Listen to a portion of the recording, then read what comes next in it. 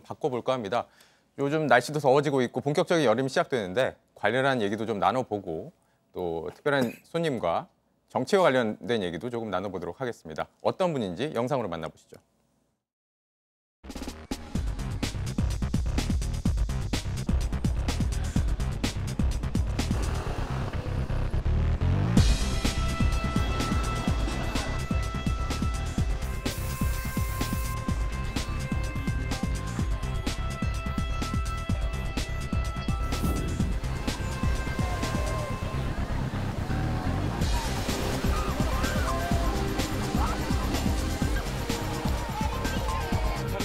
아니요, 다 잘렸어요. 네, 감사합니다. 분이 연애도 하고 중도 하는 것 같아요.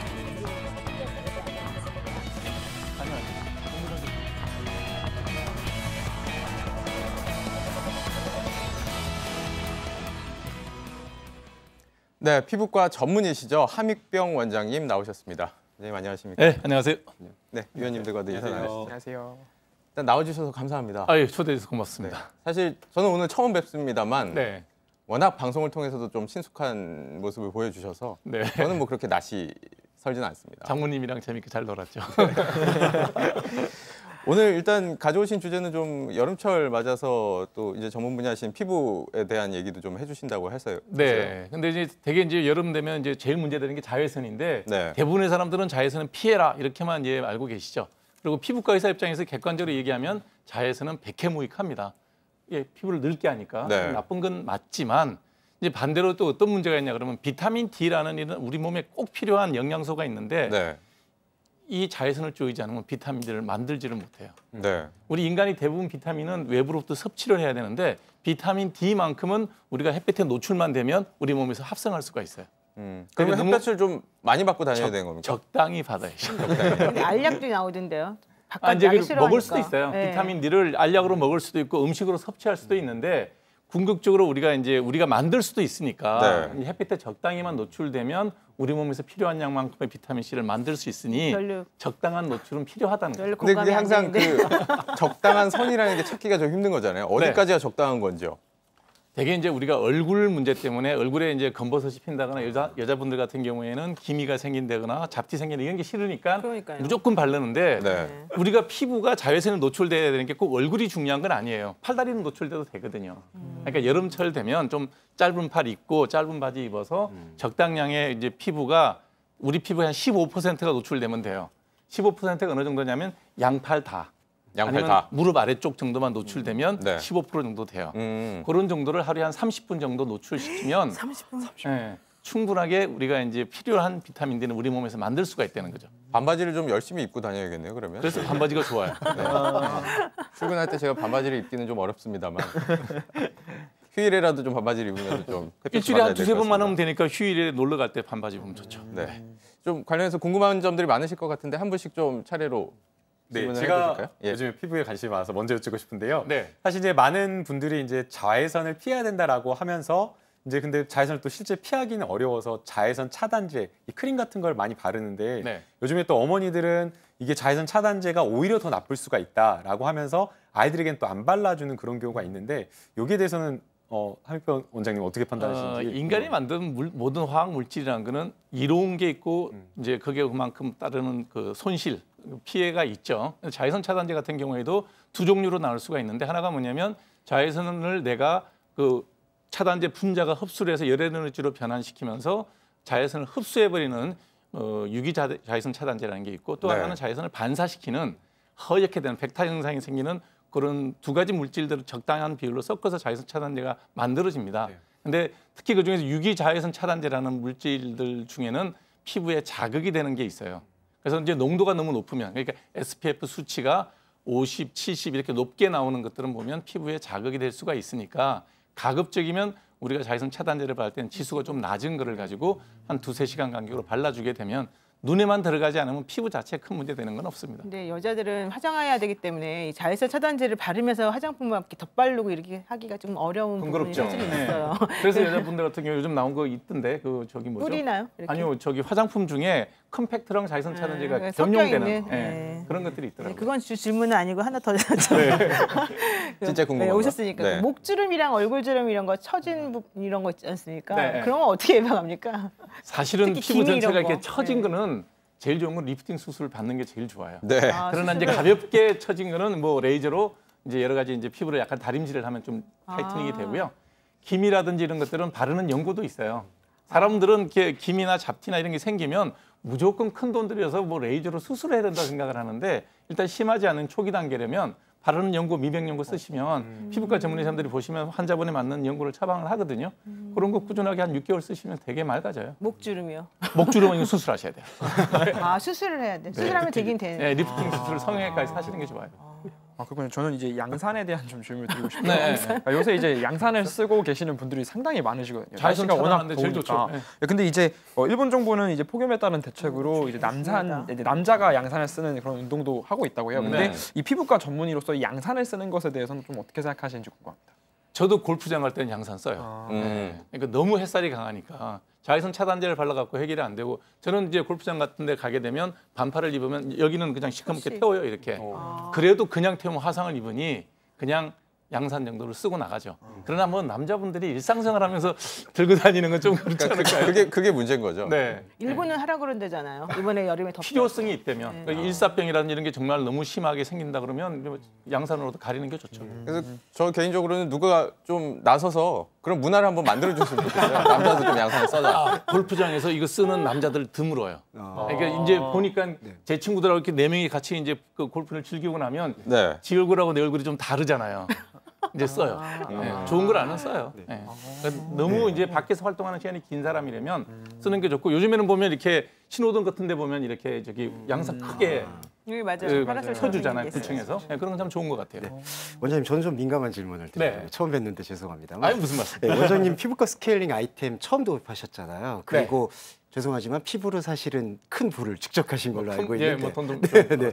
근데 아까 하신 말씀 중에 피부에 헛돈 쓰지 말라고 주장하는 건 또 무슨 말씀이신지. 많이 벌었다 이건가요? 네, 모르셨으니까 이제는 뭐 어떤 뜻인지 좀 듣고 싶습니다. 아, 이 자리가 편한 자리가 아니면 그래서 제가 분명히 얘기한 게 헛돈을 쓰지 말라는 게 무슨 얘기냐면 사람들은 돈을 많이 쓰면 피부가 많이 좋아진다고 생각을 하는 거예요.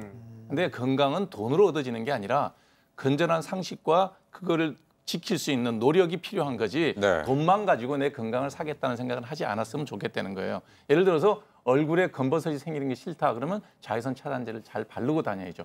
아까 비타민 D 때문에 햇볕에 노출이 필요하다 그랬지만 제가 얼굴을 내놓으라 그러진 않잖아요. 얼굴은 바르시고 얼굴이 9%예요. 전체 피부 면적에. 네. 양쪽 팔 다 내놓으면 15%가 돼요. 그럼 여름에 좀 여름 정도가 되면 반팔은 내놓자는 거죠. 이런 상식을 가지고 피부 관리를 하게 되면 얼굴에 그런 일을 돈 들일 일이 적어지죠.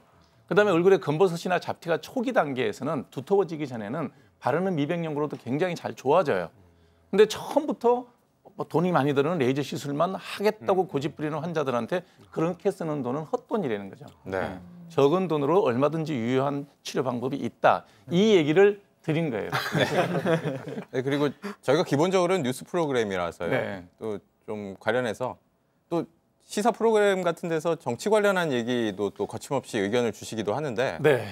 좀 평소에 정치 관련한 관심이 좀 있으십니까? 모든 국민이 정치에 관심이 있죠. 왜냐하면 선거를 해야 되잖아요. 네. 국회의원 선거 4년마다 해야 되고 지방의회 4년마다 해야 되고 대통령 선거 5년마다 해야 되고 그러니 선거할 때 누구를 지지할 건지는 항상 심사숙고해야지 그날 아침에 보고 찍을 수는 없잖아요. 네. 그 정도의 관심은 갖고 있고요. 그다음에 이제 방송을 통해서 그런 걸 하게 되는 이유는 뭐냐면 제가 나름 생각하는 바를 그러니까 50대 후반의 의사로서 생각하는 정도가 어쩌면 우리 또래 그런 의견이 또 있잖아요. 예. 의사는 사회적 발언을 하면 안 된다. 저는 그렇게는 생각 안 한다는 거죠. 네. 근데 관련해서 예전에 좀 인터뷰 내용을 좀 살펴봤더니 네. 과거에는 좀 정치인도 돼보고 싶다는 꿈도 가지셨다고 뭐 이런 우리 내용도 있었어요. 때 물어보면 제가 지금 나이가 59인데 우리 때 물어보면 꿈이 뭐냐고 물어보면 제일 먼저 대통령이 사람이 되게 많았어요. 그다음에 장군, 과학자 이런 게 되게 많았던 시절에 그때 대통령 꿈을 꿨었고 지금은 그럼 그 꿈을 접으신 겁니까? 아유 그 길 다른 길로 들어선 지가 언제 내 꿈을 계속 꾸고 있으면 안 맞죠. 이제 다만 이제 대학을 올 때 이제 법대나 이게 정치외교학과를 가지 않았을 때 한번 꿈을 접었고 네. 그다음에 이제 개업을 하고 난 다음에 또 한 번 접고 그러고 이제 자리가 나이가 들어서 이미 50이 넘어가니 그 분야는 나랑 너무 많이 멀어졌으니 또 한 번 접고 그러면 접다가 보면 남은 게 별로 없죠. 네. 혹시 뭐 저 추가적인 어떤 질문 드리고 네. 싶은데요. 지금 방금 나이를 듣고 제가 깜짝 놀랐습니다. 네. 어떻게 지금 정말 놀랐어요. 59세라는 게 정말 믿기지가 않는데요. 뭐 피부과 의사셔서 이렇게 되는 건지 아니면 타고난 건지 저희가 좀 이렇게 피부가 안 좋은 저희도 좀 뭔가 피부를 관리하기 위한 특별한 어떤 뭐 방법이 있을까요? 아, 네. 이 나이가 들수록 그 좀 덜 나이 들어 보이려면 머리숱이 좀 있어야 돼요. 이게 참 그 여러 탈모 환자분들한테 마음 아픈 얘기인데 사실은 제가 대머리 환자거든요. 네, 대머리 환자인데 40살부터 이제 대머리 치료를 열심히 해서 이 나무 머리 아닌 내 머리를 이만큼 유지하고 있으니까 일단 네. 젊어 보일 거예요. 네. 그다음에 제가 지금까지 내 체중이 항상 똑같아요. 85kg. 네, 한 20년 전부터 체중이 똑같아요. 예, 몸에 그 운동을 한다는 얘기죠. 예. 그다음에 이제 밖에 나갈 때 자외선 차단제는 얼굴은 발라요. 팔다리는 좀 태우지만 뭐 그런 정도 노력은 하죠. 네. 그렇군요. 그 정도 노력은 다 하는 것 같아요. 이게 노력을 열심히 하지만 또 결과가 이 신통치 않게 나오는 경우도 있는 것 같기도 하고. 예. 피부는 타고난다는데 사실 그런 노력만으로 되는 건 아니지 않나요? 피부가 예를 들어서 지성이다, 중성이다, 근성이다는 타고나요. 그래서 피부가 지성인 사람은 젊어서부터 트러블이 많죠. 네. 여드름도 많이 생기고 나이 들면 그냥 방치하면 모공이 넓어지고 이런 분들은 제가 대머리라 그랬잖아요. 네. 근데 대머리라는 걸 제가 아니까 대머리 치료를 열심히 했죠. 네. 그러니까 이제 유지하잖아요. 예를 들어서 트러블이 많은 피부면 피부과 주치의를 정해두게 되면 먹는 약이든 바르는 약이든 이런 걸로 꾸준히 관리하면 또 잘 지낼 수 있는 거예요. 그래서 문제가 있는 분들은 자기 주치의를 두면 어렵지 않게 다 큰 돈 들이지 않고 해결할 수 있다는 거죠. 네. 네, 마지막으로 이 피부과 전문의로서 좀 뭐 보시는 시청자분들께 일상생활에서 이렇게 하면 피부를 지킬 수 있습니다. 뭐 이렇게 한마디 좀 정리해 주시면 네, 좋을 것 같습니다. 항상 제가 듣는 질문이에요. 피부에 좋은 음식이 뭐냐고 많이 질문을 듣죠. 네. 네, 그러면 대부분의 사람들은 과일, 야채, 물 많이 마시고 이런 얘기 하잖아요. 아니에요. 피부가 좋으려면 고기 많이 드셔야 돼요. 특히 나이 들을 때. 왜냐면 우리 피부가 전부 뭘로 만들어지냐면 단백질이에요. 재료가 들어와야 단백질 복원을 할 거 아니에요. 과일만 많이 먹는다고 피부가 단백질이 만들어지지 않거든요. 그래서 일정량의 고기는 꼭 드셔야 됩니다. 예를 들면 붉은 그 살코기. 살코기 네. 한 요 정도. 그럼 매일매일 먹어요? 그렇게? 매일매일 요 정도 먹어야 돼요. 네. 노력하는 거죠, 그게. 맛있어서 먹는 게 아니라 돈이 그 너무 많이 정도는- 들 것 같은데. 큰 돈 안 들어요. 그렇게 비싸지 않아요. 그래서 일정량의 단백질은 꼭 먹어야 된다는 거. 그다음에 우리가 피부에 좋으려 그러면 운동을 해야 됩니다. 자꾸 누워서 피부를 이렇게 만지면 좋아진다고 생각하는데 네. 제발 해를 덜 쪼이고 나가서 운동도 좀 많이 하시는 게 피부에 좋아요. 그다음에 얼굴 피부가 늙기 싫다. 그러면 자외선 차단제 얼굴은 꼭 바르시라는 거죠. 그 벌레를 조심하자는 말씀은 또 뭔가요? 여름 되면요 네. 무지개 많아져요. 벌레 환자들이 물려갖고 오는 사람들이. 예. 근데 이제 몰랐어. 벌레 잘 타는 사람이 있어요. 어떤 사람이냐 그러면 땀 많이 흘리는 사람. 예. 그다음에 어두운 색 옷 좋아하는 사람들 목이 잘 물려요. 아 그렇군요. 그래서 밤에 어디 외출하실 때는 잘 씻고 흰 옷 입는 게 좋아요. 그다음에 향수 뿌리지 마세요. 벌레들 되게 좋아합니다. 네. 예. 제가 그동안 왜 이렇게 모기에 물렸는지 오늘 좀 궁금증이 풀렸습니다. 오늘 함 원장님 모시고 좀 좋은 말씀 드렸습니다. 감사합니다. 네, 고맙습니다. 감사합니다.